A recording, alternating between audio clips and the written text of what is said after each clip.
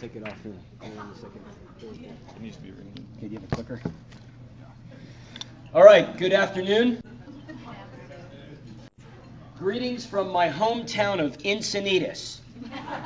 It's actually really nice to be here. The rule of thumb in my business is you're unemployed in your own hometown. After a 3-week tour of Cleveland, Ohio, the country of England, and the country of Wales, and Eugene, Oregon, I landed last night, and it's an honor to be here. Welcome to Antarctica, the highest, driest, coldest, windiest, most remote and inhospitable place in the world. So with that in mind, in January of 2005, I made a decision that changed my life. I signed up to run a marathon, 26.2 miles.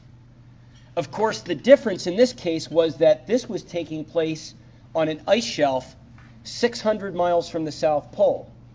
Now keep in mind, nobody had ever thought of this or tried this before. This was only the second marathon of my life.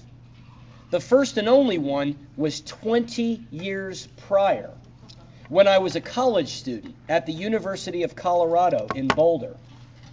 However, the irony of the story is, the reasons that I went and did what I did really don't have much to do with sports or with cold weather, but rather, the reasons that I went and did what I did have everything to do with why I've been invited here today, which is to talk about the subject of being a leader.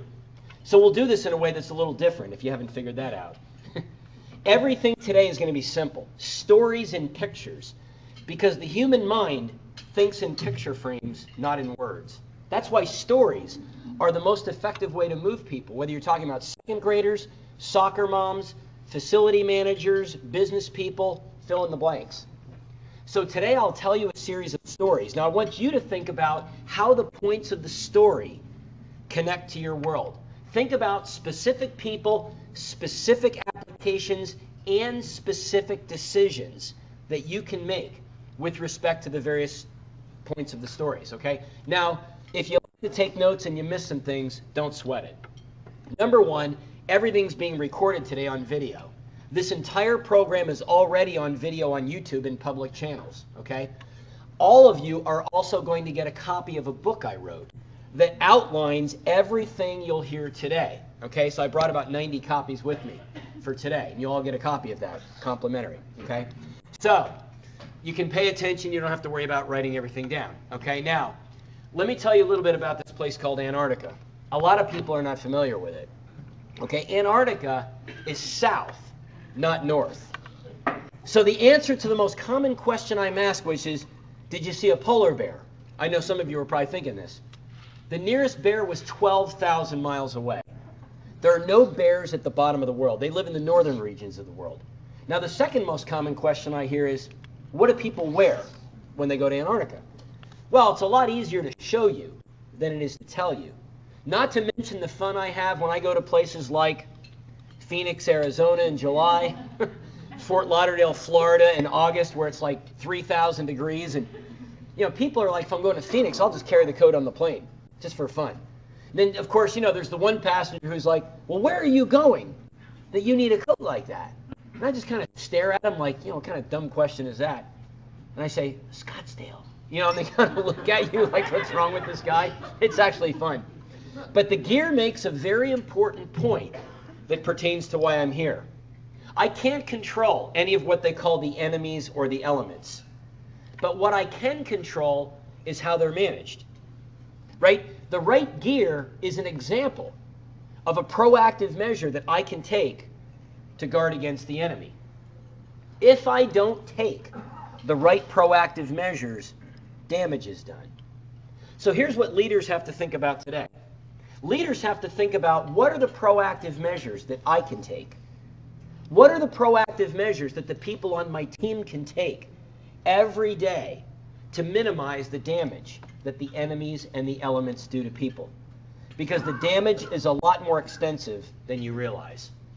All right, how did I get into this mess, and how did Antarctica tie to this whole subject? My background is as a headhunter.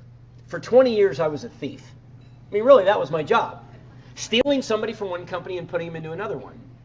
What I discovered along the way, my biggest customer was a publicly traded company out of Houston, and they were falling apart in every way you can measure. So they hired me to help them find better people. Well, the bigger and more expensive problem they had that they didn't realize was that keeping people is a far bigger problem than finding them. When I say keeping them, I don't mean making sure somebody stays in the chair. What I really meant was making sure the person in the chair was fully engaged on a consistent basis. Statistically speaking, that number is about 30%. That's terrible. 30% of the workforce at best is engaged on a consistent basis. Quite frankly, that's our fault, right? Gallup, McKinsey, these companies have done studies for eons and the numbers haven't changed. So my company realizes we have a different problem other than what we hired Mike for. So my role changed and I started teaching a leadership course to help the leaders and the managers help the folks on the team be more engaged every day, whether it was operations, sales, finance, it didn't matter. Now that brings us to this question, which I know you're asking. How did Antarctica come into the picture? Well, I was in Bakersfield, California, teaching this course in August of 2001. I'm driving back to the hotel at one of the end of the 4 days. I didn't have a book. I like to read. This is in the old days. Now I'm going to shock a few of you in here. This is in the days when your device called a telephone only made phone calls. I know for some of you that's like, what do you mean? But some of us remember those days when telephones just made phone calls. So I'm driving back to the hotel and I see a bookstore. I go in. I see this photograph on the cover of a business book. I'm like, what is this? The story was called Shackleton's Way. Story of an Irish guy named Ernest Shackleton, whom I'd never heard of. In 1914, this guy hires 27 people to do something nobody else had ever done before. A small group of the 28 people were going to cross the continent on foot from one side to the other. 1,800 miles. Now, I'm standing in the aisle of the bookstore, and I thought, these people are doing something nobody else had ever thought about or tried. And I thought, isn't this what the world's best companies do by design every day? If you think about it, they're trying to do things in their industry nobody's ever done. They're trying to add value to people in a way nobody's ever added. They're trying to solve problems that nobody's ever solved. And to do that is difficult, if not dangerous.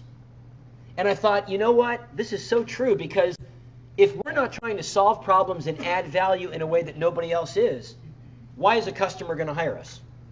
Why are they going to drive further and spend more money? That's the customer we really want.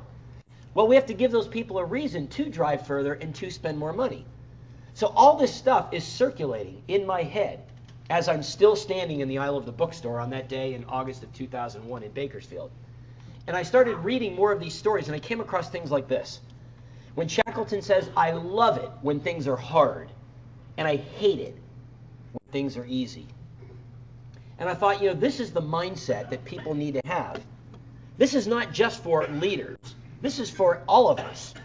Because every single person every day is actually called to lead, regardless of their title. They have to think on their feet. They have to make decisions they're not expecting to make. They have to deal with circumstances that are sudden, unexpected, and sometimes unwelcomed. Think about the decisions that some of your kids have to make and the grandkids. Some of these 5-year-olds and 8-year-olds, the decisions they have to make today on their feet in the moment to say yes to what's right and to say no to what's wrong, regardless of the peer pressure and the level of difficulty around them. That's called being a leader. All this stuff is literally going through my head before I paid for the book. So of course I bought the book. Then I bought another one and another one and another one, and I went a little bit bananas with it. Because my goal in reading these stories was to understand what could they teach us. So I want to focus on, there are a number of stories we could focus on. I have to tell you, I'm very appreciative of Lisa inviting me. When she told me I had 60 minutes, I said, you realize that's more of a challenge than if you asked me to go for 3 days. I mean, there is so much content in these stories. Yet I'm going to focus on one of them. This was the story of the endurance expedition from 1914. So the South Pole had already been discovered, which is a very interesting story that we won't get to today. We'll save that for a different day. But in 1914, Shackleton's response was, great, you guys were the first to the pole. I'm hiring a team of people that's now going to be the first to go to it and through it, all the way to the other side. So this is like doubling down and going all in. Listen, I'm not a gambler. I don't even like going to Vegas. That place is filthy. But when I hear double down and go all in, I get it. So he's got to hire a team of people. And so he runs an ad in the newspaper in London in 1914. I'll read it for audio and video purposes. As you can tell, they're already chuckling. Men wanted for hazardous journey. Small wages.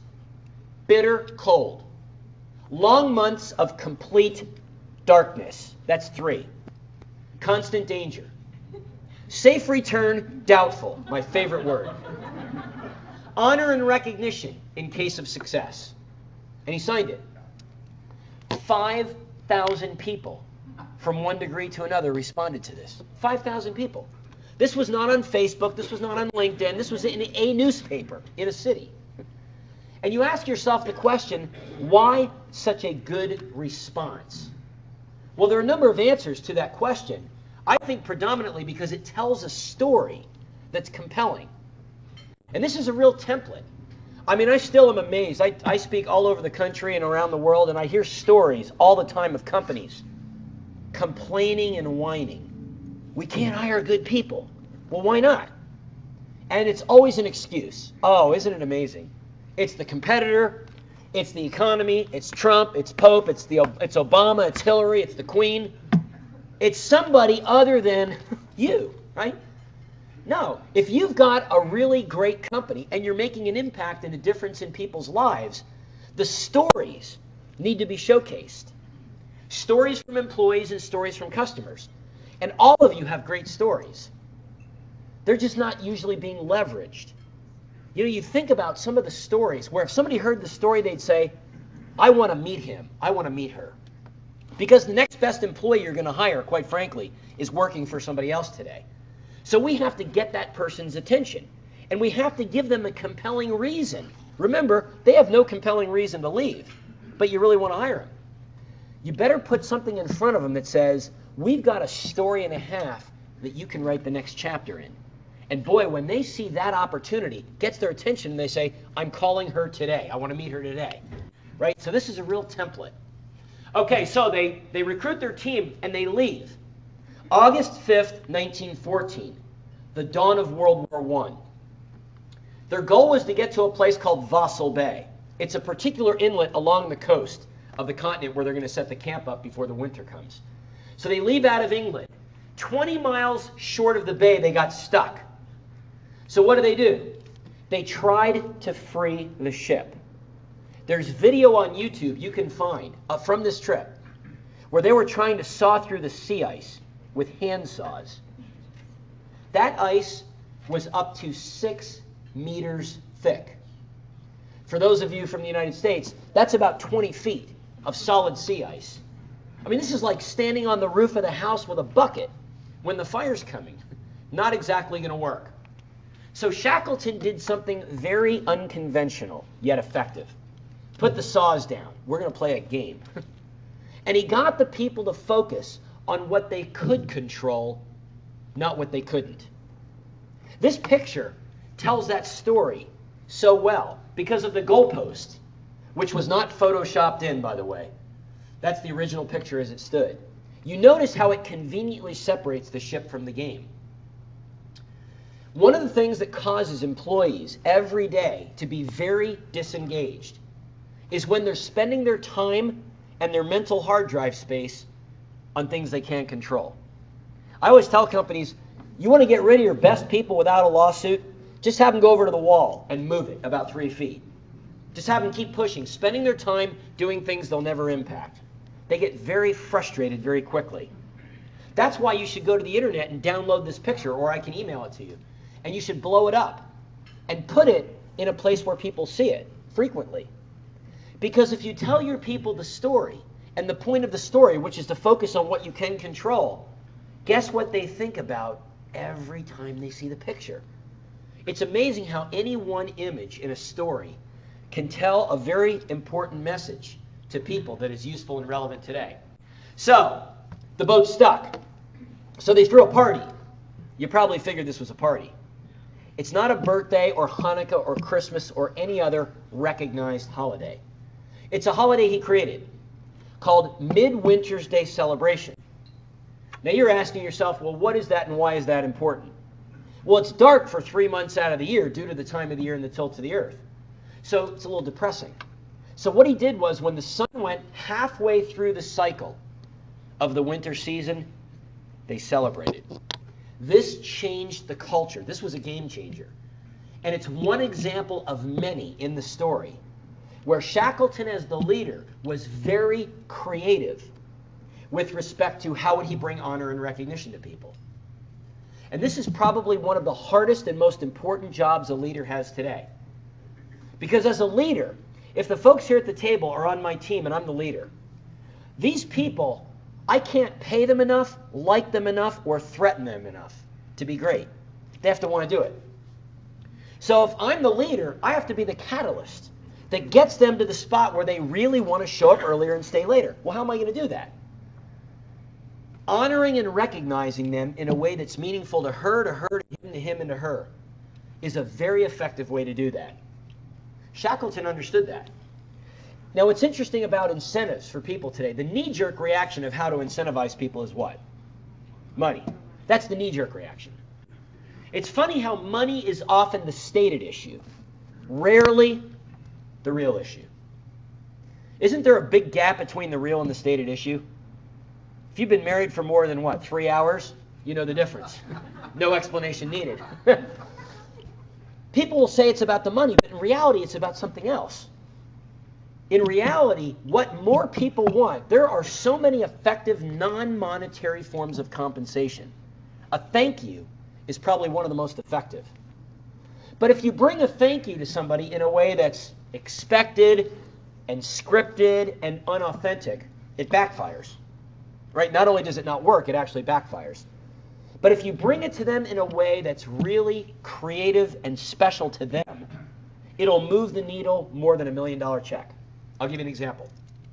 So going back to my Bakersfield days in 2001, when I ran into this story, I said, this is how the company's course is getting taught, whether they like it or not. It was one of those love me or hate me moves. I tend to not get permission for things. I just tend to do it and ask for forgiveness later. So I switched all the material and used this story to illustrate the points of the course. And it became a hit. Now, my boss at the time was a guy named George Hubbard. Best guy I've ever worked for in my life. So George sends me a thank you card. Now, before I tell you what he wrote in the card, you have to know this. Out of all the people on Shackleton's team here, his right-hand man was a guy named Frank Wild. Wild like as in the wild animal. So, with that in mind, this card from George shows up in my mailbox. There's no money, Starbucks card, gas cards, promissory note, or promotional letter. It's a handwritten thank you card. Here's what it said.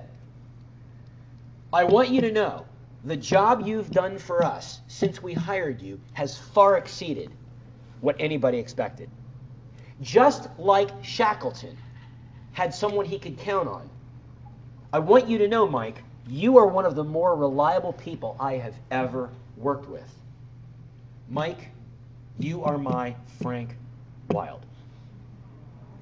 The best card in my life ever in 52 years, on or off the job. If you don't think I didn't show up earlier and stay later and fly to more cities and do more stuff, man, I went all in all the time.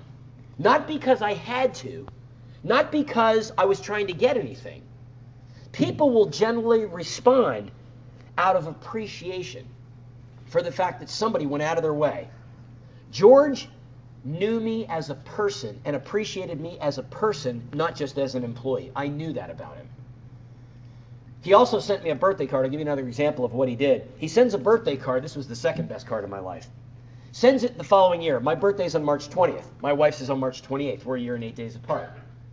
Birthday card comes and it says, happy birthday, not only to you, but to who? Yeah, now he's got me hooked. Here are your instructions for your birthday. Show up in the morning. My birthday was on a weekday of this particular year. Show up in the morning like you normally do and do what you do best until 12 noon. At 12:01, go home. Spend the rest of the day with her, in capital letters. That evening, if you do not take her to her favorite restaurant, spending a minimum of $100 and submitting the receipt on my expense account the following morning, you're fired. Word for word. Now, George could have sent a card and it would have meant something. He could have sent a card with a gift certificate and it might have meant more, especially if it was to a place that she really liked. It wouldn't have had the same impact had he not done it in such a creative way that I could still stand here literally almost 20 years later and tell you exactly what the card said word for word. Right? Being creative as a leader to bring honor and recognition to people is a very important part of the job description of a leader. Quite frankly, it's about the only thing in the job description. Because if all these people on the team are going to be world class at whatever they do, they got to want to do it. Shackleton knew how to get those guys to go all in despite the fact that the ship was stuck. So, what's the plan? We wait. Spring comes, temperature rises, ice melts. So the ice starts to melt. That's the good news. The bad news, the ice starts to shift. It starts to move the ship. And then it starts to list, which means lean. It's not supposed to do that. Then it really isn't supposed to do that. Yeah. The level of contortion on your face pretty much told the whole story over there. So now they're in trouble. So they set up a camp. They called this Camp Patience. Go figure. So he puts all the men in a semicircle. There's 27 people on the ice. And here's what he said. Now the goal has changed. No longer is the goal to cross the continent. We're not on land. The current of the sea is carrying us further from land by the minute. Here's the new goal. Get home alive. But in order to do that, we're going to have to make some hard choices. The first of those will be this. We got to get rid of our personal possessions. Anything that's not getting us out of here alive, gone. You're going to throw it on the ice. Because when the ice melts, it will sink. You will never be tempted to get it again. When I say gone, I mean gone. He let the men keep 2 pounds of personal possessions, and then everything else got thrown on the ice. So he's looking at all the stuff in the ice. He said, you guys think that's hard? That's nothing. That stuff right there is called inconvenience. If you're going to get home alive, we have to move to a level of difficulty that surpasses this. We have to go to a level of difficulty that's called sacrifice. There's a big gap between inconvenience and sacrifice. And good leaders and their people know the difference. People can see that with a blindfold from 20 miles away. He looked at these guys. They're next. They brought 69 dogs on this trip for several reasons. There were 4 puppies. I don't have a photo of the puppies. They were born on the ship down there. And yes, during the next 5 weeks, he did give the orders that all the dogs had to be put down. Now listen, I don't like telling you this as much as you don't like hearing it. All right, I'm one of these people, I'm not afraid to admit it. I love my pets way too much. Anybody else love their pets too much?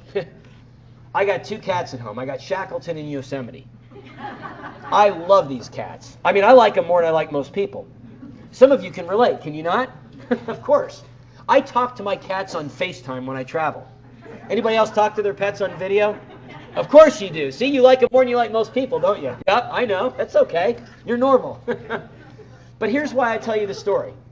This is an example of a leader who's not afraid to make the right decision that's in the best interest of his people, regardless of the level of difficulty. You see, here's the thinking. Well, the dogs are an asset, but at what cost? You see, the cost became too expensive because the amount of food it took to feed the men plus the animals for one day would feed the men by themselves for a week. So you can see where the battle was. And you think about this, leaders today have to make very difficult decisions. Some of the most difficult decisions leaders in the business world have to make are dealing with employees, especially when you've got a legacy employee. This comes up all the time. Now, on the one hand, somebody who's been in that seat for 20 years Yeah, on the one hand, they really help you because we like them, we know them, we trust them, they know the system, they know the customers, they know the people. But on the other hand, they hurt you. Because what happens in too many situations like that is over time, the job, the circumstance, or the person has changed. And now you have a left shoe on a right foot. And they know it, but they don't say anything for obvious reasons. But not only do they know it, who else knows it? Everybody in the company. You can't hide it. And here's the scary part. The best employees, the people you really don't want to lose, they're the most sensitive. They'll look at this and they'll go, well, how come my company, he, she, or they, aren't going to deal with this? Well, what else are they not going to deal with? Now the bridges of trust start to erode. And they call people like Mike. I got one of these phone calls last October. This one will shock you. I get a phone call from a lady named Laura Monroe. She lives in Knoxville, Tennessee. High-level salesperson, really, really good. I put her in this small company that's based out of Houston, Texas about 4 years ago. So Laura calls me last October in a panic. I'm leaving the company. I'm like, well, why are you leaving? Turns out the vice president of sales is a total left shoe on a right foot. And I've been telling the CEO for eons, he's not the right guy. He's a good individual contributor that you erroneously promoted to being a leader. I said the message that you sent to the culture of the company, which is putting it on the wrong track, is the way up is to become a manager or a leader. I said that is totally a fallacy. Some of those people on your team cannot be leaders. They're good individual contributors. Let them do that. Some of the people that could do it don't want to do it. I'm one of those people. Don't ever make me a manager. Are you out of your mind? Listen to me. I don't write reports, all right? I'm not going to manage all these headaches. I got a big enough one myself. My attitude is, as a frontline sales guy, is just give me a bag and a shovel and get out of the way. And I'm telling you, over the last 20 years, I have stolen more good people out of companies across the country. Good people. And the reason they even took my phone call was because they said things to me like, my company is basically forcing me to take this position as a manager, and I don't want to do it. So I'm going to leave. Right? You got to think. So you have to think about the hardest decisions you have to make. Now, Laura, you have to understand how good she was to know the punchline of the story. Last year, Laura Monroe personally sold 2/3 of the revenue of the whole company. Her take-home pay last year, $1.5 million US dollars. Voluntarily leaving. Can you imagine if you were the CEO of that company? They are spiraling out of control. They got one guy left, literally. He's a friend of mine named Bill Ackerman. He lives in Pennsylvania. He's leaving. I mean, this happens all the time. There are enough problems out in the real world you have no control over that make your job hard, that make the success of the company difficult. Why complicate it with matters you have control over? Right? Decisions like this, and this is a rare decision. Most people in these polar expeditions would not make these kinds of decisions. And it's the reason why more people in polar history died from mutiny than any other cause. Think about that. That's absurd. But that's what happens when people aren't willing and able to make a difficult decision that's in the best interest of people collectively. So you think about it. Some of you have to make some very difficult decisions, and you don't want to make them. I get that. But you have to do the right thing with respect to what's best collectively for my people. Because if you don't, the consequences are very significant. So they have to get out on a ship. Well, the big one's gone. So they pulled 3 of the life rafts off the ship. So they put them in the water. 7 days and 7 nights. The good news, they get to land for the first time in 497 days. The bad news, nobody has a clue where they are. And winter is on the doorstep because it's April of 1916. They're in the southern hemisphere. They can't stay. So Shackleton leaves 22 men on the island, takes the other 5, and left. Now, where are they? Right now, they're on Elephant Island, which is right here. The closest place of civilization is 400 miles away. What's the problem over at the tip of Argentina? What's the problem with going from Elephant Island to Argentina? Anybody been in these waters? It's rough. This is called the Southern Ocean. The current goes from west to east, and it really roars. Just go to YouTube and put in Southern Ocean. You'll see it. So they have no choice but to go with the current and the wind 800 miles to South Georgia. 17 days and nights they're in the boat. There's a whole book written just about the 17-day and night part of the story. So the good news, they make it. The bad news, it's the wrong side of the island. Now, of course, the knee-jerk reaction is, we'll sail around to the other side. They can't. The mast of the ship broke during a storm. The boat's not seaworthy. So they had to hike from one side of the island 30 miles away over the 5,000-foot mountain peaks on the interior to the other side. So they made it. They get to civilization. Now they have another problem. They have to send some people back 800 miles because you have 22 people that are counting on them to come back. So they send a rescue crew. On the fourth attempt in August of 1916, they got there, only to discover 22 people still alive. All 28 people lived through the entire 2-year ordeal. It is one of the most compelling stories in recorded human history, and it's full of lessons for business people, soccer moms, second graders, managers, frontline employees, veteran employees, newer employees. We've looked at some of those today. This was the last of the 28 people to survive. His name is Lionel Greenstreet. He died in 1979. Lived a long life. He was interviewed before he died. And the interviewer looked at him and said, well, most of these expeditions didn't make it. Yours did. What was the difference? He looked at the person who asked him the question and he paused. He said one word: Shackleton. Decades after the expedition had gone, decades after Shackleton died. Shackleton died in 1922. This is decades after that. He still had those days impressed in his mind. And that was the reason why those men survived. Because Shackleton helped us to see ourselves and the world differently. If that's not the best and most simplistic definition of a leader, I don't know what it is. Because that's a responsibility of a leader, is to help people on the team see themselves differently, see the landscape through the windshield differently, to run interference for people, and to really set people up for success. That's what a leader does in any industry. It doesn't matter what the business. You operate like that, you can build a world-class empire. I'll give you an example of it here since we're here in San Diego. Corky Miser is a friend of mine. You all know Corky's Pest Control, right? 1-800-901-1102. Corky's right. We know the jingle. Very effective. So I was talking to Corky one day, and Corky said this. He didn't grow up here. He said, I got into the pest control business, and I couldn't spell the word bug. He said, here's how I built an empire. He said, I just figured, first of all, let's get into a business where it's going to be repeat business. Okay, that makes sense. You get a customer, and they need you forever. But number two, I hired a team of people who are experts, who are world class. And my job is to be a great leader for all those people, to run interference for them, to take care of them, and to set them up for success. And he said, I could do that in any industry. He said, you could parachute me into any city in America. Give me 6 months to a year, I could build an empire in a business I can't even spell the name of. Because my job as a leader is to hire all these people and get out of their way and set them up for success and make good decisions that are in their best interest. He told me this one day when we were sitting down. I'm like, man, this guy gets it.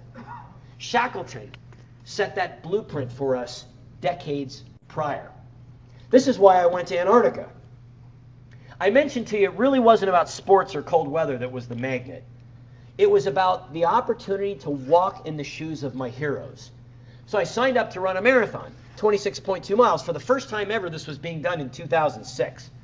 My wife thought I was over the fence on this one. She's like, you're going to do what? When's the last time you ran that far? Well, 20 years ago when I was a college student. All right, well, how much is this going to cost us? Oh, it's a good deal. How much? Well, all in, it's about $25,000. Oh, okay, great. Well, who gave you this brilliant idea? Well, some guy named Greg that I met on the phone, who suggested to me that I go to Antarctica if I wanted to talk about these guys. I didn't know this guy Greg from a hole in the wall. And my wife figured, all right, well, Mike's pretty hard-headed. So you fly to the bottom of South America. Then you get on this windowless Russian cargo plane, flown by 3 guys from the Ukraine who did not smoke. I'm telling you, these are the hardest core pilots in the world. So the plane lands and it drops us off. There's 9 of us. I'm the only one from North America. And the race director comes to us before we start, and he said this: if the weather changes, it's going to be a mind game. Because if the clouds come in, they're going to obscure the horizon to the point where you can't see the difference between the ground or the sky. So what that means is some of you will be running for several hours without any sign of forward progress because there won't be anything on the horizon to gauge relative distance by. Now, as soon as he said this, here was my thought. Bring it on. I am praying for the storm of the century. And I wasn't kidding. There was a part of me, honestly, that wanted to be out there for 48 hours. I had that number locked into my head. Because remember why I was going. I was going to walk in the shoes of my heroes and get a taste of what they tasted. So the longer I'm out there, the better the event. The race starts under very good conditions for obvious reasons. They'll never attempt to land an airplane unless it looks like this. You've heard the expression, haven't you? Be careful what you wish for. Well, it got worse. You can see how the clouds are coming in. Now, people say, well, how do you guys know where you're going? You see the tracks cut by the snowmobiles? So we had to follow these. And it's underneath my feet. The weather's getting worse. You can still see the tracks. It's getting worse. You can still see the track here. And then it really got bad. And eventually, left from right, forward from backward, up from down looked the same. This was the following year in the 100K. My wife thought, well, Mike will go once and get it out of his system. She didn't know me that well. I signed up to run the 100K again, or the 100K for the first time. And the funny part of that story was, when I signed up for it, I didn't know how far 100 kilometers was. I didn't. I have a friend here in San Diego named Bob Babbitt. Some of you may know Bob. He started a magazine called Competitor Magazine. So I called Bob and I said, Bob, there's got to be a company out there that would want to sponsor me to get involved in these things. So he said, I know a guy in New York City. He works for a PR firm and they deal with sports companies. I said, put me in touch with him. The guy's name is Mark Beal. I don't know this guy from a hole in the wall. I send Mark this 49-page email explaining my whole story and my fascination with Antarctic history and my desire to run these marathons in the coldest places in the world. It was one of those love me or hate me emails. Mark sends me a reply. We got a customer that I think your story is a fit for. They make cold weather gear. And in 2006, it was their 100-year anniversary. So I said, well, I got an idea. 100 kilometers, 100-year birthday. We'll take photos and videos and they can use it to promote their stuff. So he pitches the company and he calls me back the next day. He said, they love it, you're in. I'm like, how far is 100 kilometers? 62.1 miles. I've never gone half this far in my life. This is like going from Carlsbad to the airport and back in these conditions. So I went back and we finished there. But it taught me something really important. The hardest part of these events is not the physical component, it's the mental. So how did I learn to overcome this difficulty? Well, I trained in a cold storage facility. And the funny part of the story was I talked my way into this place called Miramar Cold Storage. And the hardest part of the cold storage training was not the temperature. Okay, it got down to minus 22 F. Now that's cold. But the hardest part was the fact that it's only 59 feet long. So I went back and forth and back and forth. I ended up running 3 marathons in that freezer in advance of showing up for the marathon and the 100K in Antarctica. But it taught me something really valuable. My old hockey coach from 1976 in Allentown, Pennsylvania, pulled me aside one night as an 11-year-old kid and said, Mike, you'll play the game the way you practice. If you choose to make the practice harder, the game goes easier. He skated away. Difficulty is a relative word. People today complain about things being difficult. They don't realize difficulty can actually be your friend because it changes your definition. And it sets you up for success around the next corner because things are always going to get more difficult around the next corner, aren't they? Of course they are. Well, the previous difficult encounter is an opportunity to change the definition to better prepare you for what's around the next corner. Now, this is what a runner gets when they run a race. Who are my runners in here? Anybody runners? Okay, what do you run, like 5Ks, 10Ks? What do you run? I run like 3.5 miles 5 days a week. I mean, who runs in races? Anybody run? Okay, what do you run, sir? 5Ks, 10Ks? Marathons. Okay, marathons. Okay, so what's your name? Robert. Robert. Okay, let's say Robert runs a race. It doesn't have to be a marathon. It could be a 5K, a 10K, or a marathon. He comes back to the office on Monday. People say, what'd you do over the weekend? Okay, well, I ran in this race. What's a really common question, Robert, people ask you sooner than later when they know you ran in a race? Are you crazy? Well, he's a runner, so I don't know if that's... Yeah, what was your time? Do you ever hear that, Robert? Yes. Yeah, that's a very common question. So I get back from Antarctica. I'm telling a couple of my friends the story of the marathon. So what do they ask me? What was your time?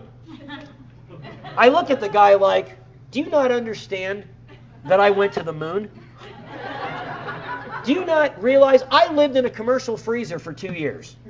I spent more time in Miramar cold storage in 2 years in my own house in Encinitas. I said, time? 7 hours and 15 minutes. Dead last. 9 runners, 9th place. Well, at least you came in the top 10. That was the reply. And that's when I'm like, all right, this guy's obviously a ship that's drifted out to sea. I said, listen, I'm going to let you off the hook. I didn't go down there to run faster to beat anybody.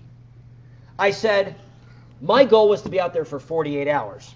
Okay, now I wasn't the only runner there. Let's be fair to everybody. There were 9 of us, 7 men and 2 women. From the 7 men, we had a guy from Russia and we had a guy from Ireland who only came to win. Time was irrelevant.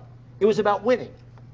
2 guys that came from England were running against themselves, so they were running for time. Where they placed in the race relative to the others was irrelevant. Then it came to the 2 ladies, and all the women here will appreciate this. One of the ladies came just to finish. Didn't care where, didn't care how long. Her goal, first female runner in recorded history to run a marathon on each of the world's 7 continents. And she did it. 59-year-old Stevie Matthews from the country of Wales in January of 2006 became the first female runner ever to run a marathon on each of the world's 7 continents. So here's the relevant question for us. It's going to parlay into a very important point. How do the runners define the medal? Because let's say Robert, in addition to being a runner, he's a coach. And he's going to train me to go to Antarctica. So he can't make me go in the freezer. Remember, he can't like me enough, pay me enough, or threaten me enough. I have to want to do it. So he comes to me and he says this. Now let's assume he doesn't know how I define the medal. He comes and he says, hey, for every hour you're in the freezer, that's another minute off your time. It's 1 step closer to beating the next person. Maybe that's true. I don't care if this guy can get people to win at the Olympic level. If that's how he's going to coach me and lead me, how good is he for me? He's horrible. I'm not looking for the coach to get me there quicker. Quite frankly, I'm looking for the one to keep me out there longer. But if Robert took the time to know, well, how does Mike really define the medal and why is he really in the race? He'd say this. For every hour you're in the freezer, you're 1 step closer to walking in the shoes of your heroes. Ah, now I'm listening. And when you walk in the shoes of your heroes, guess what happens? You tell the story with more conviction. When you tell the story with more conviction, Mike, the message becomes impressed in people's minds, and then they remember the stories and they remember the points. Everything he's telling me is rooted in how I define the medal. So my response to that is going to be, well, I'm going to go in that freezer for 2 hours because I want to get 2 steps closer to that. So now we're going to bring this idea to the real world. Then we're going to bring it to your world. 5 times a year, I show up at a place called Memphis, Tennessee. There's a little company there, some of you may have heard, called FedEx. They have built their company on something called the Purple Promise. I teach a course called Leading at Every Level. It's one course that's part of a 6-month curriculum. 6 months. They put the next group of leaders through before they make them a leader. Think of the novelty of this idea. Hey, let's actually teach them what to do before we ask them to do it. So the Purple Promise means I will make every FedEx experience outstanding. Ask your driver next time you see him or her. They'll know it. It's a sacred part of the culture. So I printed these medals and I handed them out. I said, why are you running the race? One of the ladies stands up in the back of the room. Her name's Amanda, 18-year veteran of the company.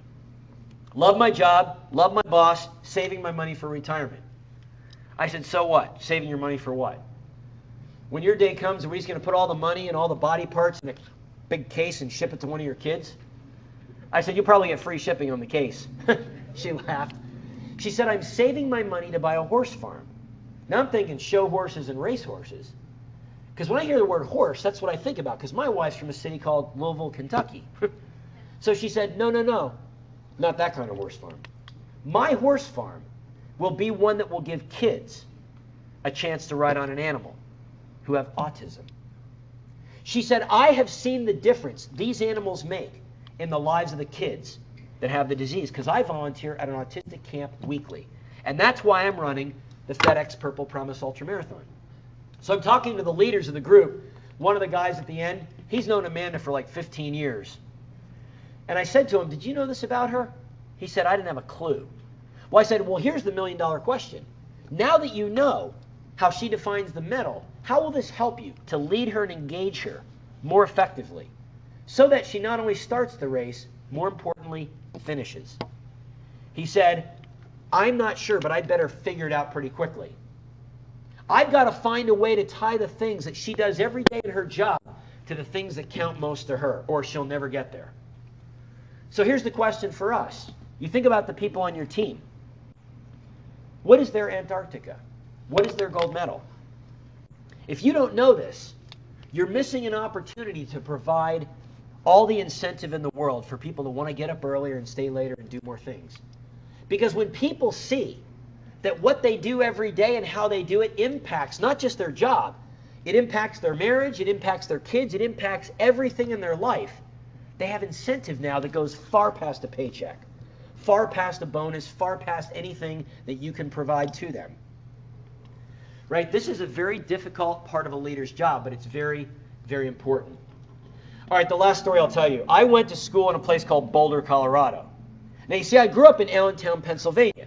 I told my mom, Burlington, Vermont, which is where I was going to go, with the stickers on the window and the whole bit, I said, too close to home. I'm not going to college where you can get to me in one day by a car. That's what I told her. If the kids tell you that someday, let them go. So they're going to go anyway. So I went to Colorado. Rock climbing in Colorado is like a religion. It's like hockey to Canadians. And the question I asked all my climbing friends was, have you ever fallen? What do you think they say? Yes. It's an emphatic yes. The truth of the matter is, people fall all the time. That's why they make something called a rope and a harness. You fall 5 or 10 feet, it's not the end of the world. Think about all the mountains that all of us and the people on our team every day stumble and fall from. Manager mountains, customer mountains, CRM mountains, compliance mountains, there's a million of them. Multiply that by the mountains outside the job. Marital mountains, child mountains, personal health mountains. There's a lot of them. The good news is most of the mountains that people stumble and fall from are 5 or 10 feet. A rope catches you, you learn a lesson, and you move on. Some of the mountains, though, are much bigger than that. They're life-threatening and life-changing. Like this was a 125-foot free fall in a city called Durango, which is in southwestern Colorado. This was in 1985. She lived. The recovery story reminded me of Shackleton, and I'll tie it to him here as I finish. I spoke a number of years ago. I was a keynote speaker at a conference called the Invisible Disabilities Association. It's a group that caters to people who are disabled in a way you can't see. So these people have it really hard in life because they not only have to manage the disability, but if nobody can see it, they have to manage expectations and perceptions because when you look normal, everybody expects you to be normal. Makes sense.